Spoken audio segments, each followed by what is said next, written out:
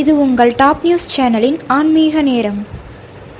திருஷ்டி சுத்தும் போதும் மந்திரிக்கும் போதும் கல்லுப்பை வைத்து சுற்றி போடுவதை நாம் அனைவரும் பார்த்திருப்போம். அதேபோல் சில கோவில்களில் பிரச்சனைகள் தீர வேண்டும் என்பதற்காக உப்பை வாங்கி கொண்டு கொட்டுவார்கள். பாவம் விலக வேண்டும் என்பதற்காக உப்பு நிறைந்த கடல் நீரில் சென்று குளிக்கிறோம். இதற்குள் சில அறிவியல் ரகசியங்களும் உள்ளது. அறிவியலில் நாம் வாழ்க்கையை நடத்தி செல்லும் எதிர்மறை மற்றும் நேர்மறை சக்தியை ஓரா சயின்ஸ் என்று கூறுவார்கள். உப்பு எதிர்மறை சக்தியை வெளியேற்றும் ஒரு பொருள்.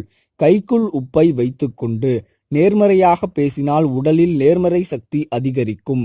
நேர்மறை அலைக்கற்றை நம்மை சுற்றி பரவ ஆரம்பிக்கும். இதனால் சிலர் உப்பை கடன் வாங்கினாலும் கைகளில் வாங்க மாட்டார்கள். ஏனெனில் உப்பை கொடுப்பவர்களிடம் இருக்கும் எதிர்மறை சக்தி மற்றவர்களிடம் வந்துவிடும் என்று ஒரு ஐதீகம்தான் காரணமாகும். அதிகாலையில் எழுந்ததும் 2 கைகளிலும் கல்லுப்பை வைத்து கிழக்கு திசையை நோக்கி அமர்ந்து மடியில் ஒரு வெள்ளை பேப்பரை வைத்து கொள்ள வேண்டும். பின் கைகளில் உப்பை இறுக்கமாக மூடிக்கொள்ள வேண்டும். அதன்பின் உங்களுக்கு என்ன வேண்டுமோ அதை மனதுக்குள் அல்லது வாய்விட்டு வெளிப்படையாக 10 நிமிடங்கள் வரை சொல்ல வேண்டும். அதன் பின்னர் கைகளில் வைத்திருக்கும் உப்பை மடியில் உள்ள வெள்ளை பேப்பரில் போட்டு நன்றாக மடித்து அதை ஓடும் தண்ணீரில் விட வேண்டும்.